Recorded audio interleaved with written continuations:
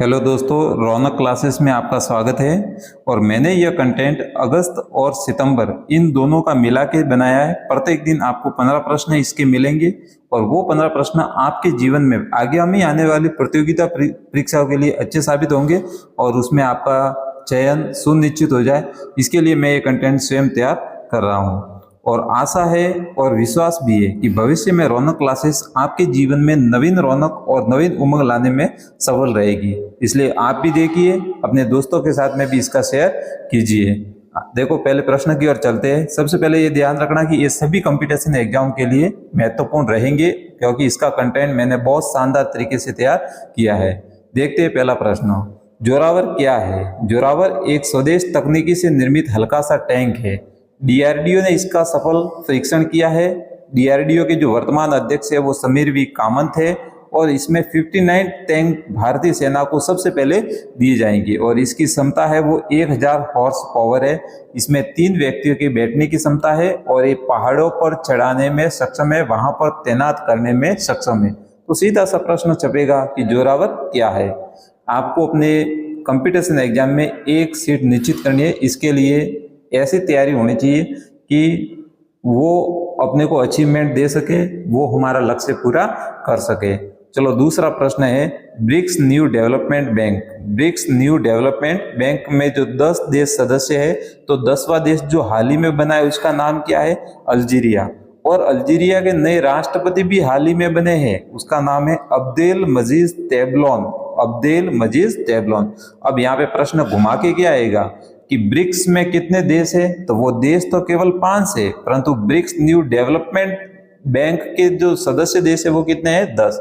BRICS देश 5 है जिसमें रूस है, भारत है, चीन है और ब्राजील है और दक्षिण अफ्रीका है। ये 5 देश इसके सदस्य है। इसलिए पढ़ना अपने को शातिर दिमाग से है। आगे वाला प्रश्न है भारत और ओमान। भारत और ओमान इसके बीच में जो संयुक्त सैन्य अभ्यास हुआ है उसका नाम क्या है? उसका नाम अल नजा है। और अल नजा कहाँ पे आयोजित हुआ? ये सलाला में आयोजित हुआ। सलाला ओमान का एक स्थान है, वहां पे आयोजित किया गया। आगे वाला प्रश्न है पोर्ट ब्लेयर का नया नाम क्या है? पोर्ट ब्लेयर का नया नाम दे दिया है, वो विजयपुरम दिया है। क्या दिया हुआ है? विजयपुरम दिया हुआ है। आगे वाला प्रश्न है मिशन मौसम। मिशन मौसम क्या है? तो सबसे पहले तो इसमें केंद्र सरकार ने 2000 करोड़ का प्रावधान किया है। प्रश्न सीधा आंकड़ों के संबंध में भी पूछते हैं कि मिशन मौसम में कितना बजट स्वीकृत किया गया है? तो प्रश्न आएगा 2000 करोड़। ये एआई तकनीकी के माध्यम से मौसम का पूर्वानुमान लगाएगा और जलवायु संबंधित चुनौतियों का समाधान करने में ये सक्षम रहेगा। कौन सा? मिशन मौसम। मिशेल बर्नियर किस देश के नए प्रधानमंत्री बने? तो ये फ्रांस के नए प्रधानमंत्री बने। मिशेल बर्नियर फ्रांस के नए प्रधानमंत्री बने। आगे प्रश्न है क्वाड शिखर सम्मेलन क्या है? तो क्वाड का पूरा नाम क्या है? Quadrilateral security dialogue. Quadrilateral security dialogue. इसका गठन 2007 में हुआ। इसमें 4 देश शामिल है। कितने देश शामिल है? 4 देश, जापान, अमेरिका, भारत और ऑस्ट्रेलिया। 2024 में जो क्वाड का शिखर सम्मेलन होना था वो होना तो था भारत में, परंतु भारत ने अमेरिका के साथ में इसको एक्सचेंज कर दिया और 2024 में ये आयोजन डेलावेयर में आयोजित हुआ। 2025 में इसका आयोजन कहाँ पे होगा? भारत में होगा। और इस क्वाड शिखर सम्मेलन का उद्देश्य क्या है? प्रशांत महासागर में चीन के दखल को रोकना। देखो, मैंने अभी कहा है कि आपको एक पोस्ट है वो सुनिश्चित करनी है। उसके लिए आपको विद्वान नहीं बनना है, आपको शार्प दिमाग का बनना है। क्योंकि जो विद्वान होते हैं उनको गलियों में घूमते हुए देखा है। शार्प दिमाग का जो बंदा होता है वो अपने दिमाग को उसमें लगाता है कि हमें क्या पढ़ना है और क्या छोड़ना है, और वही पढ़ना है जो हमारे एग्जाम में 100% सफिशियंस हो। और मैं आपको वही देने की कोशिश करूंगा जो आपके एग्जाम के पॉइंट ऑफ व्यू से महत्वपूर्ण है। आगे वाला प्रश्न है जल संचय भागीदारी पहल। जल संचय भागीदारी पहल इसका प्रारंभ सूरत, गुजरात से किया गया और हमारे माननीय प्रधानमंत्री मोदी जी ने इसका प्रारंभ किया। आगे वाला प्रश्न है सुभद्रा योजना क्या है? तो सबसे पहले ये उड़ीसा राज्य की सरकार ने इसको प्रारंभ किया। सुभद्रा योजना ओडिशा राज्य की सरकार ने इसको प्रारंभ किया। 1 करोड़ महिलाओं को लाभ दिया जाएगा और प्रत्येक महिला को प्रत्येक वर्ष 2 किस्तों में 10,000 रुपए दिए जाएंगे। यह योजना आजीवन नहीं है, केवल और केवल 5 वर्ष के लिए लागू की गई है। सुभद्रा योजना कौन से राज्य में प्रारंभ हुई? तो कौन से राज्य में प्रारंभ हुई? ओडिशा में। कितने महिलाओं को लाभ दिया जाएगा? 1 करोड़ महिलाओं को। प्रत्येक महिलाओं को साल में 2 किस्तों में 10,000 रुपए दिए जाएंगे, 5 वर्ष के लिए लागू है। आगे वाला महत्वपूर्ण प्रश्न है, प्रश्न क्रमांक 10, कि हमारा जो 78वां स्वतंत्र दिवस हुआ उस पे हमारे राष्ट्रपति महोदया ने कितने वीरता पुरस्कार दिए? तो 103 वीरता पुरस्कार दिए। अब एक थोड़ा सा अपनी बेसिक जानकारी की ओर जाते हैं। तो वीरता पुरस्कार 2 प्रकार के होते हैं। कितने प्रकार के होते हैं? 2। एक तो युद्ध काल की स्थिति में दिए जाते हैं और एक शांति की स्थिति में दिए जाते हैं। युद्ध की स्थिति में सबसे पहले परमवीर चक्र, उसके बाद में महावीर चक्र और सबसे अंतिम में आता है वीर चक्र। जबकि शांति काल में अशोक चक्र, शौर्य चक्र और कीर्ति चक्र, ये 3 प्रकार के दिए जाते हैं। अभी वर्तमान में कितने वीर पुरस्कार दिए गए हैं? 103। आगे देखते हैं कि 103 वीर पुरस्कार है, उसमें कीर्ति चक्र कितने हैं? 4, जिसमें 3 लोगों को मरणोपरांत दिया गया है। मरणोपरांत किन किन को दिया गया है? एक तो मनप्रीत सिंह को दिया गया है, एक रवि कुमार को दिया गया है और एक दिया गया है हुमायूं मुजामिल भट्ट को दिया गया है। प्रश्न इसमें से क्या बनेगा कि किन व्यक्तियों को मरणोपरांत कीर्ति पुरस्कार दिया गया है? उसमें एक नाम दिया जाएगा मेजर मुल्लाराम गोपाल का, और इनको जीवित में कीर्ति पुरस्कार दिया गया है, कीर्ति चक्र दिया गया है। जबकि मनप्रीत सिंह, रवि कुमार और हुमायूं मुजामिल भट्ट को मरणोपरांत कीर्ति पुरस्कार दिया गया है।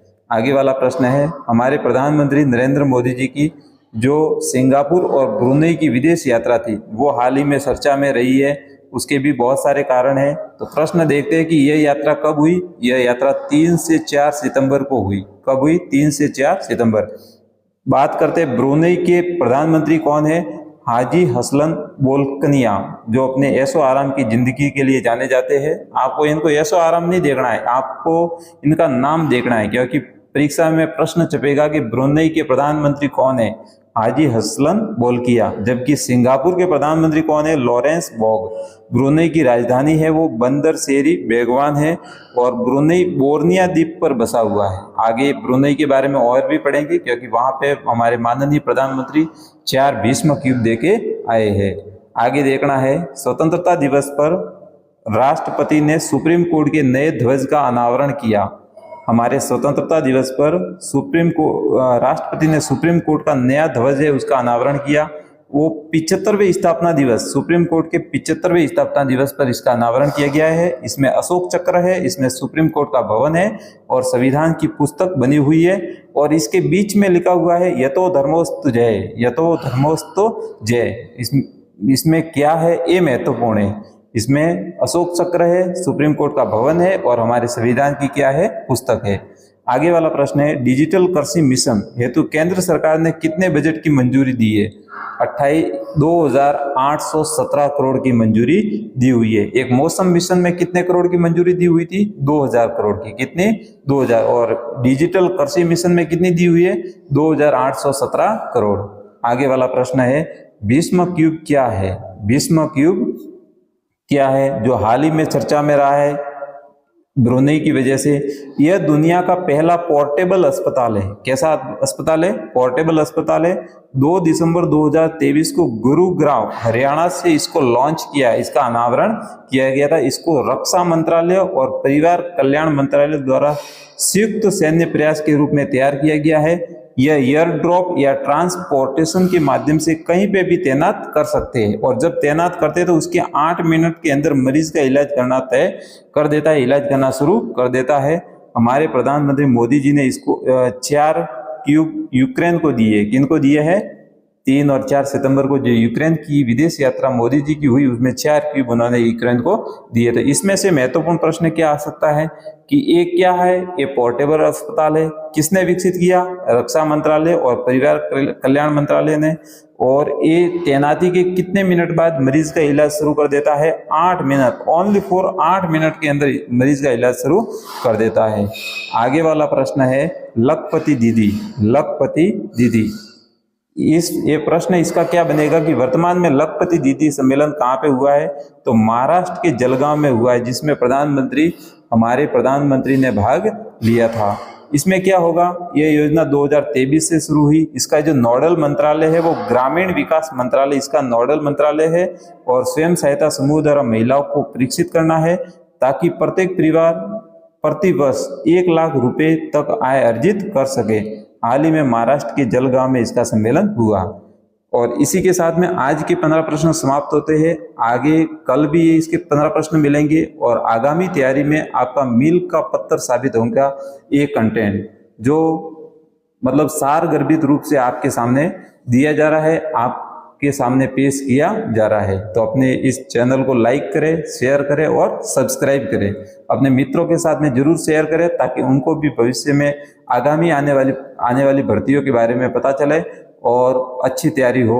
क्योंकि करंट अफेयर है वो आप जितनी पढ़ाई करते हो उस पे तो डिपेंड रहता ही है, परंतु जैसे एक हलवा बना हुआ होता है, हलवे पर जैसे उसमें काजू मेवा किशमिश डाले होते हैं, तो करंट अफेयर आपकी पढ़ाई में काजू मेवा और किशमिश की तरह काम करेगा, उसको और महकाएगा, आपकी पढ़ाई को और उन्नत करेगा, ताकि आपका सिलेक्शन सुनिश्चित हो जाए, आपका चयन सुनिश्चित हो जाए और आपके माता पिता की जो आशा है वो पूरी हो जाए।